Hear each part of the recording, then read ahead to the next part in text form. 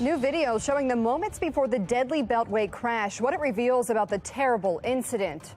And with another mass shooting in Baltimore, we're digging into the city's violence prevention plans to see if progress is really being made. The state says the city violated regulations with its response to this past September's E. coli crisis. First on Fox, the letters and response tonight from the mayor's office. Live from WBFF in Baltimore, this is Fox 45 News at 6. Good evening, everyone. I'm Maxine Stryker. The Fox 45 News at 6 o'clock starts right now with the exclusive Fox Track, your Baltimore Minute. Frustrations and recycling both overflowing for Desmond Stinney. I had to build a fence to contain it all. This fence was supposed to be his temporary fix for the city's temporary bi-weekly recycling. More than a year later, the city says there's still no end in sight for the rollback services. It's frustrating when you elect representatives to do a job and that job is ignored. And that's just the position that the mayor is putting us in. 5 people shot, including a 15-year-old, 1 man dead in the 2800 block of Edmondson Avenue in West Baltimore. The definition of insanity is doing the same thing, expecting a different result. This shooting, just over a mile away from a shooting in January that left 16-year-old Deontay Dorsey dead and 4 other teens injured. I'm only 21. I'm tired of seeing people dying. Despite frustration from residents. You got the dumb message about no snitching. But the message changed when it's your child.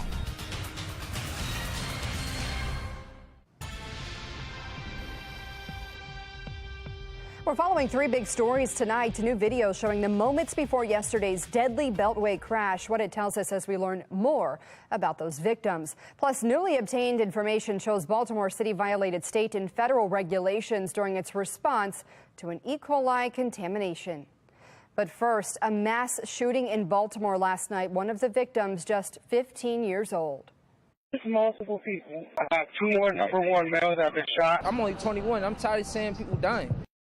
Well, 1 person was killed when gunfire erupted just after midnight in West Baltimore. This is the 3rd mass shooting in the city this year as the mayor looks to expand his GVRS program from the Western District. But not everyone agrees with the success or the effectiveness of it. Fox 45's Vincent Hill has a closer look at this safety program.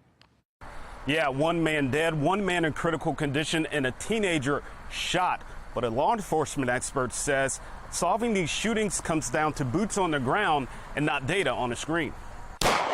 Bullet holes. There's multiple people. Latex gloves. I have 2 more number 1 males that have been shot. And crime scene tape still visible at the scene of the city's latest mass shooting. 21 correction. This is juvenile. He's 15. 5 people shot, including a 15-year-old, 1 man dead in the 2800 block of Edmondson Avenue in West Baltimore. The definition of insanity is doing the same thing, expecting a different result. This shooting, just over a mile away from a shooting in January that left 16-year-old Deontay Dorsey dead and 4 other teens injured. I'm only 21. I'm tired of seeing people dying. Despite frustration from residents. You got the dumb message about no snitching. But the message changed when it's your child. The mayor praising his group violence reduction program, which he plans to expand to other districts. And you replicate that success, that will bring our violence down in the city continuously. But not everyone is on board with the success of the program, like Tharu Vignaraja. You got 3 mass shootings in a single year, 2 mass shootings in a single district, and the city's not even talking about it. In fact, they're celebrating their modest successes. GVRS focuses on people at the highest risk of being involved in gun violence. But in the Western District just this year, 10 people were killed, and by our count, 15 more were shot. Unless something has changed, we are not psychic yet. We cannot read people's minds. Law enforcement analyst Melissa Pinkleton says the program is not effective. To put a force together to go talk to people based on data and see if they might commit a crime, that makes absolutely no sense to me. Pinkleton says reducing shootings comes down to more proactive policing, not data. We need to go back from the start and do what we did before that was so successful. Meanwhile, Baltimore police don't have any suspects in this latest mass shooting, or they have yet to confirm if that 15-year-old was a Baltimore City student. In Baltimore, Vincent Hill, Fox 45 News. And Baltimore police also investigating a shooting in southeast Baltimore tonight. Investigators say just after an armed suspect was threatening employees at a business on Eastern Avenue, demanding money. One of those employees pulled her own gun, leading to a struggle that ended with the suspect getting shot in the leg. The suspect ended up with the employee's gun and ran away, but he was caught just 2 blocks later. Police say they recovered both weapons and found out the suspect's weapon was a BB gun. Police also identifying the victim in a deadly shooting that happened earlier this week. Terrence Cheatham was killed on Edmondson Avenue in West Baltimore. Investigators say he was arguing with another person before the shooting. Anyone with information on either of these incidents should contact the Baltimore police. So far this year, 57 people have been killed. 114 people have survived shootings. Homicides and non-fatal shootings are trending downward from this time last year. New video shows the moments leading up to that deadly crash on the Baltimore Beltway last night. According to Maryland State Police, the driver of the dark-colored car merged into the left lane, colliding with the white car. We've chosen to freeze the aftermath here. Investigators say the collision flipped that darker car into the median where the 6 workers were. The driver, identified as Lisa Leah, was rushed to shock trauma. We're told once the investigation is complete, all those findings will be submitted to the Baltimore County State's Attorney's Office, who will determine whether charges will be filed. This is a tragic work zone incident that we have never seen before. This is a catastrophic incident where 6 lives were taken who were out there working to better our highways. Well, those victims include 1 woman and 5 men, their ages ranging from 52 to 31 years old. MSP identifying them as Sybil DiMaggio, Carlos Villatora Escobar, Jose Armando Escobar, Malone Simmons II and his son, Malone Simmons III, and Rolando Ruiz. For our full coverage on the victims, the details of this crash, and the new developments, head to foxbaltimore.com. First on Fox tonight, newly obtained information shows Baltimore City violated state and federal regulations during the September E. coli contamination, according to the state. Now, FOX45's Mackenzie Frost, she's been investigating this issue for months and explains why the city still says nothing was done wrong. In the letter we obtained from the Maryland Department of Environment, it says the city violated the rules and regulations when it comes to the E. coli contamination itself. But then the state also says the city violated the rules when it failed to notify the public in time. But the city argues it did everything right. This letter sent to the Department of Public Works in November, telling the agency there were 2 violations, the E. coli in the water samples, and then failing to notify the public their water may be contaminated within 24 hours of knowing about the hazard. This letter sent exactly 2 weeks after Fox 45 News' investigation aired, showing DPW leaders may have misrepresented the response to the E. coli outbreak. All based on emails Fox 45 News obtained showing how long DPW waited to tell the public about the contamination and restricted communication with the press about information. Confirmation of the federal public notice violation is not how DPW Director Jason Mitchell and Mayor Brennan Scott described the communication with the city, even when asked about the timing. Once DPW received that confirmation, the public was notified. 2 days later, DPW has been in total compliance with EPA and MDE guidelines regarding notifications. We follow every regulation working with our state partners, and they will tell you that we follow every regulation. And again on September 9th. We're going to follow every rule and every regulation. When the second positive test samples came back Sunday, September 4th, the 24-hour notification clock started. DPW notified the Maryland Department of Environment by noon, but it would be more than 24 hours before the city agency notified the entire public, despite emails showing the state told DPW to issue a boil water advisory Sunday night multiple times. September 5th, DPW posts this notice on Nextdoor and Twitter at 7:43 in the morning. MDE tells Baltimore City that notification does not fit the required notice. Finally, on Monday, September 5th, around 10 p.m., the city issues the corrected advisory about the E. coli contamination, missing the federally required public notice within 24 hours. When questioned about our initial investigation, Director Mitchell shifts from saying the city complied with the rules. But we know that MDE said that the tweet in the next door wasn't sufficient, and they told you multiple times to issue that BWA Sunday. Why didn't that happen? We worked closely hand in hand with MDE throughout the entire process. But Mayor Scott doubles down. They said that we followed their protocols to a T. MDE did not say that you guys followed it by a T. They told DPW multiple times on Sunday to issue the BWA, and it didn't happen. No, I think that what you're saying is you're accusing DPW of ignoring what MDE said. They did, according to the email. Since the E. coli outbreak, DPW Director Jason Mitchell submitted his resignation, now staying on the job through the end of June. Yosef Cabetta, the head of water and wastewater for DPW, also resigning. Now, Mayor Scott and Director Mitchell tell Fox 45 News there were no violations, saying, "We followed proper protocol when notifying the public," pointing to the social media posts as an example. MDE says the breakdown revealed improvements that should be undertaken by the city. The city responded to the letter from the state 2 months after it first received it. MDE says the city has submitted their necessary updates. In Baltimore, Mackenzie Frost, Fox 45 News. DPW Director Jason Mitchell is delaying his resignation. Earlier this year, he said he was stepping down in April. The mayor says Mitchell will now remain at DPW through June 30th to complete some ongoing projects. On WBAL Radio today, Council President Nick Mosby was asked about this decision. What the administration has communicated to me as president is that he's going to stay on to the end of June. Anything past that, I'm not aware of. They haven't communicated that. Well, when questioned in January if Mayor Scott requested his resignation, Mitchell told us he had some serious family health issues. A group of Baltimore residents who are already suing the city over recycling pickup delays are now filing a second petition in circuit court. This one over the city's new Clean Core initiative. Over 200 Baltimore residents are calling for the city to immediately shut down Clean Core. The city invested nearly $15 million in this program, which hires residents to empty public trash cans, maintain vacant lots, and remove street debris. The lawsuit claims the program is a misuse of public funding, and that money should be going to DPW to address staffing shortages in the department. And it looks like some more rain, maybe even a thunderstorm overnight. Temperatures fall from the 70s this evening back into the 50s by early tomorrow morning. It's a lot cooler for tomorrow, though. I'll let you know what you're going to be dealing with for commuting and what could cause you some problems hour by hour. My Weather Authority forecast. The body of an accused Denver school shooter has been found. How his classmates are responding to that attack tonight. Fox 45 News, winner of 17 2022 Regional Emmy Awards, more than all other Baltimore news stations combined.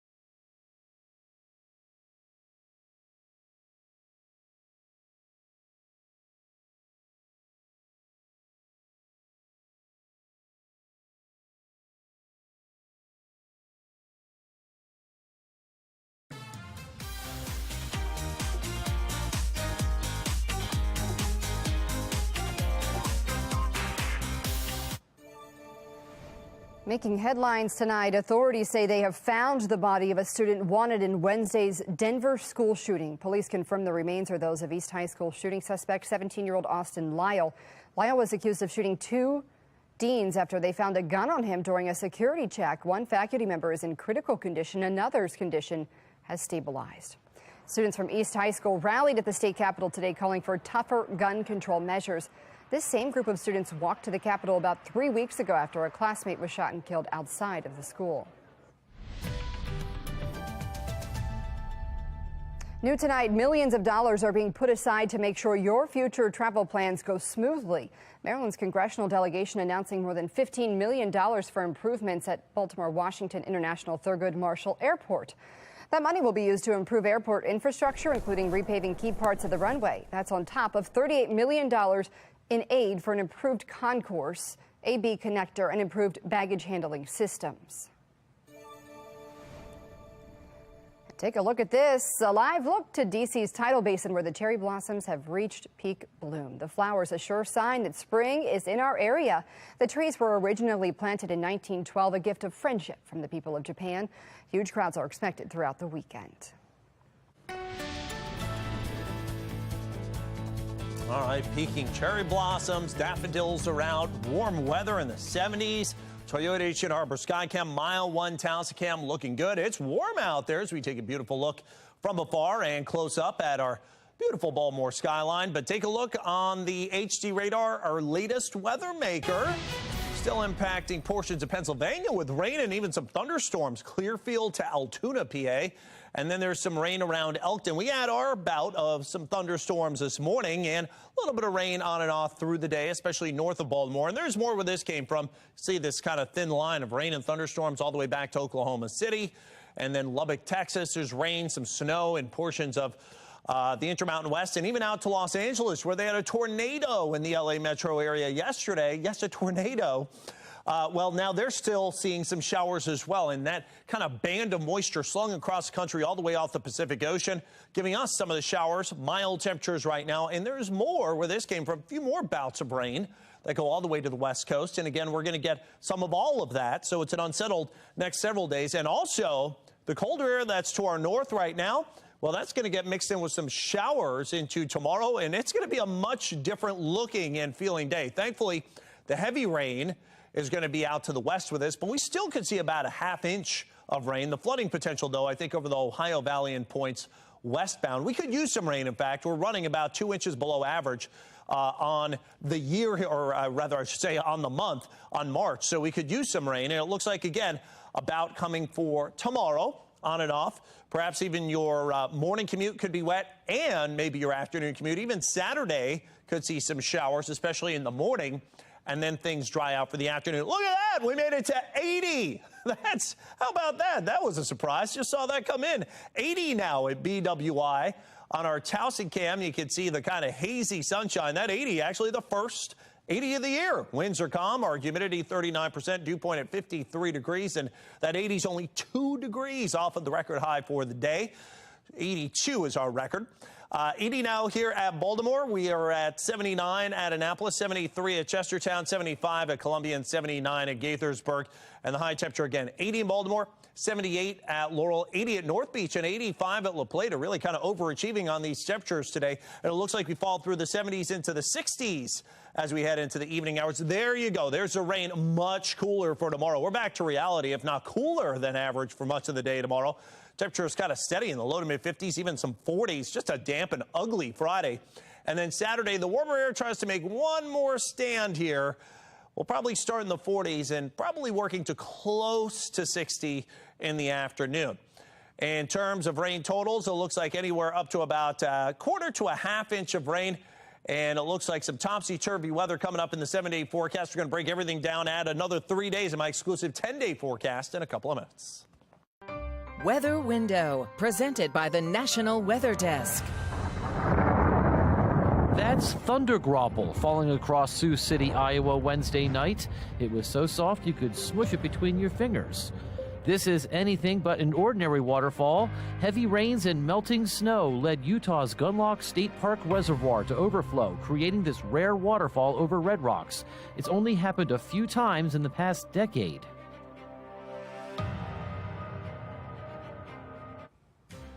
The national book ban debate takes a violent turn. What led to bomb threats in one upstate New York school district?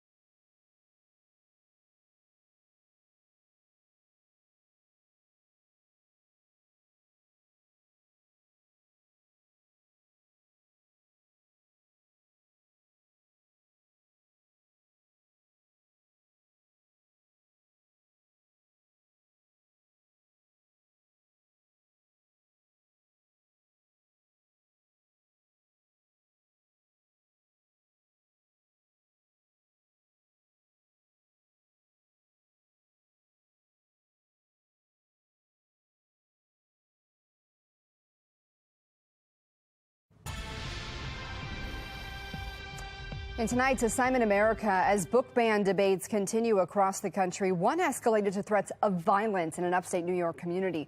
Thousands of students and staffers evacuated after a series of bomb threats over a book in a school library. Jackie Napier from our Sinclair sister station in Rochester has the story.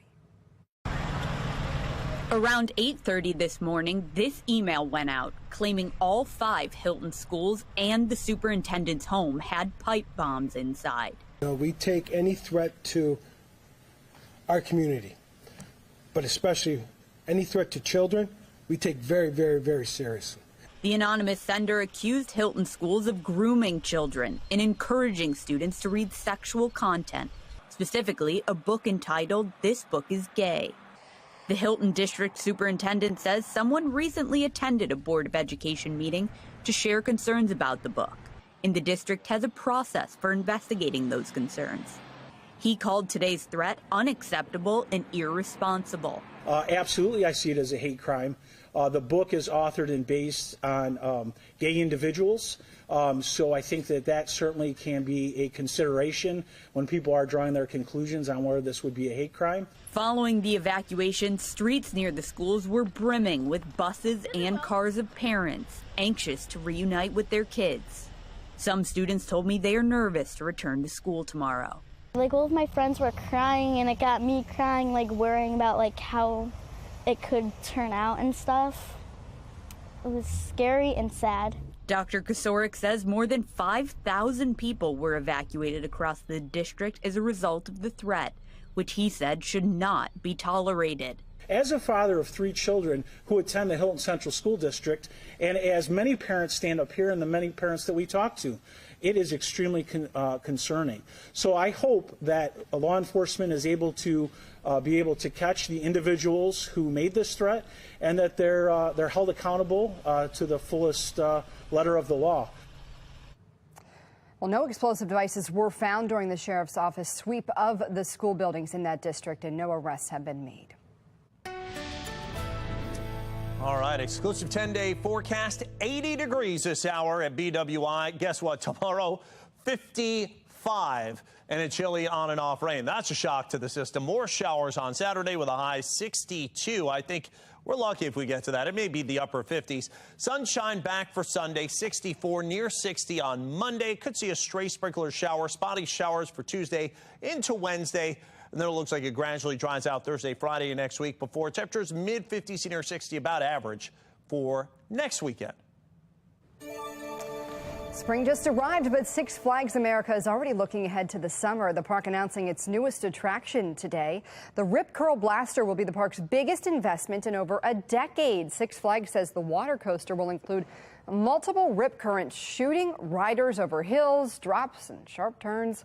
It's set to open for the first time this summer. That's all for Fox 45 News at 6. Family Feud is next. We'll see you again tonight at 10. Have a great night.